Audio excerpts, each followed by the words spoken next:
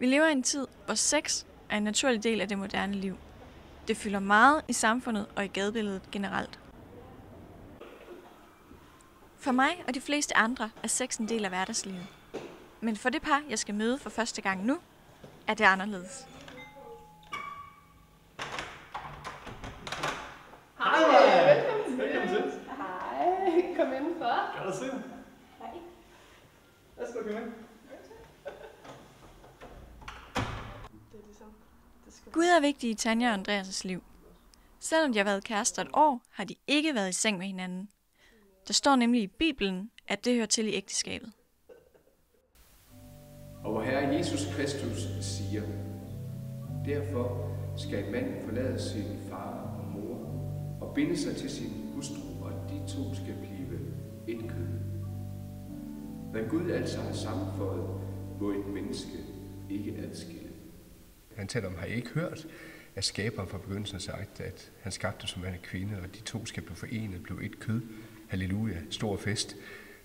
Hvis ikke, at det er den bibelske anvisning, og derfor en glæde over det seksuelle, så har jeg meget svært ved at læse Bibelen. Så for mig, nej, der er det seksuelle ikke syndigt. Der, hvor det kan blive fejl eller syndigt, det er, når det træder uden for sine rammer.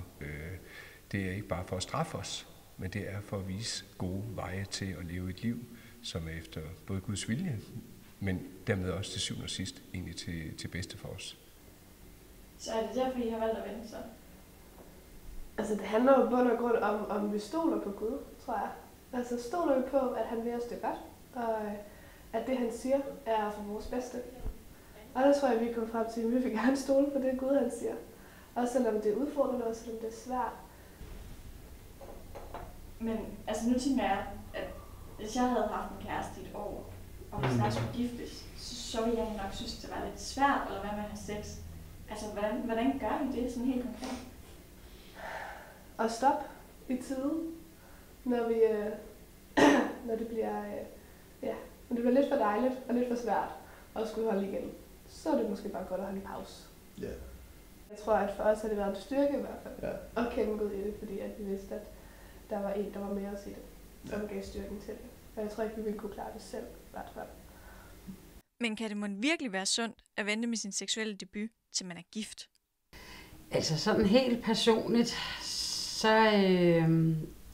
så kan jeg ikke rigtig se nogen mening i det. Men jeg kan selvfølgelig godt forstå den der romantiske forestilling, man har af at gå og vente. Og ligesom varme hinanden op. Det er jo et langt stort forspil, fordi forventningens glæde er jo stor, ikke? Det vil jo så være et problem, hvis det så ikke lever op til det. Vi har sex, fordi at det er simpelthen en medfødt drift, vi har. Vi har brug for at blive rørt ved. Fordi der bliver vi ligesom, vi kommer hjem i vores krop, i stedet for at vi hele tiden er oppe i vores hoved. Ja, kan sætte derovre. Så. Jamen jeg tænker på, fordi vi snakkede jo tidligere om det der med, at det var vigtigt ikke at gå over grænsen. Mm-hmm. Men sådan helt konkret, hvor går grænsen egentlig? Vi har haft en grænse, der hedder bikini-linjen, at den går jeg bare ikke over. Men hvis Gud tilgiver alt, hvorfor er det så vigtigt, at jeg går over grænsen? Men det er jo igen det her med, eller sådan, altså stoler vi på Gud, elsker vi Gud, vil vi Gud, eller vil vi bare udnytte ham, eller sådan rigtigt. At det handler om det at være kristen handler om en relation til Gud, videre vores far. Og så har jeg ikke lyst til at sove min far. Mm. Men ventetiden er ved at være over. Tanja og Andreas skal nemlig giftes og flytte sammen om en lille måned. Forberedelserne er i fuld gang, og Tanja er taget ud til sin mor for at prøve kjolen og forberede den store fest.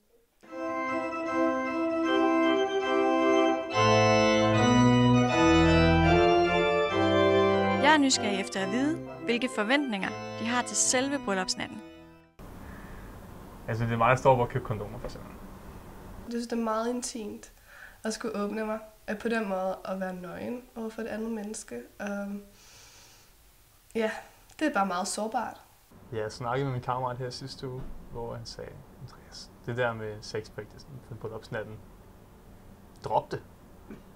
Der er virkelig meget sådan forventningspres på sådan en bryllupsnat, eller sådan, og man kommer hjem fra bryllup, og man er mega smadret og træt, og har været i gang hele dagen, og ja, så tror jeg for mig har det været rigtig vigtigt, det der med at pille det der pres ned.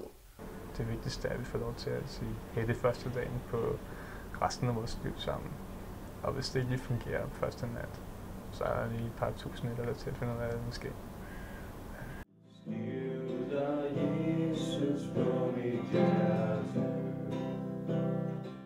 Tanja og Andreas har mange venner, som deler deres tro. De har alle været samme overvejelser igennem. Anna og Esben trak spændingen i 3,5 år, inden de blev gift, og deres første gang var på bryllupsnatten.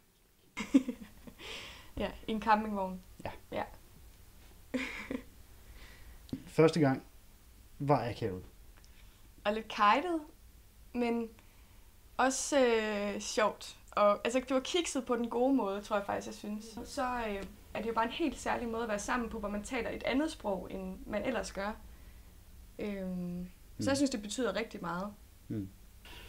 Det er væsentligt sjovere og bedre nu, end det var der for 1,5 år siden. Jeg synes faktisk, vi er faktisk ret gode til det. Ja, det synes jeg.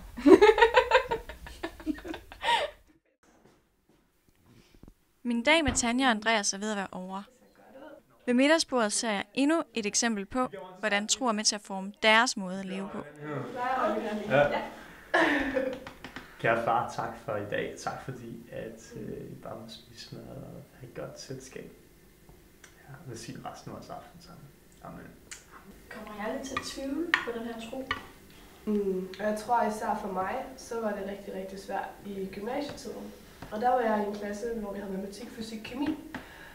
Meget naturvidenskabeligt, og der handlede det rigtig meget om Big Bang og evolution. Og der var ikke rigtig plads til Gud i hele det billede. Så der var jeg rigtig meget i tvivl om, at findes Gud overhovedet? Er jeg bare blevet hjernevasket, for jeg var helt lille af? Eller er der faktisk noget om det? Har I oplevet nogle gange, at det var rigtig svært, når I mødte med omverdenen? Ligesom? Altså inden for sådan den normale verden i Danmark, der er vi jo aliens på det punkt, tror jeg nogle gange, folk de tænker om os. Jeg fortalte jo på arbejde en gang, hvor jeg var på Herlev plejehjem. Så snakkede vi om det der med, men jeg går ikke i seng med Tanja, før vi blev gift. Det var lige før, hun tager vaskefadet og blev helt stille. Hvad? Er du bøs? Nej, jeg er bare kristen. Der er altså både gode og mindre gode sider ved den livsstil, Tanja og Andreas har valgt. Men da jeg sidst på aftenen spørger dem, om det er det hele værd, er der ingen tvivl. Så det har været værd at vente på. Fuldstændig. Ikke fordi det var nemt, men det har været godt.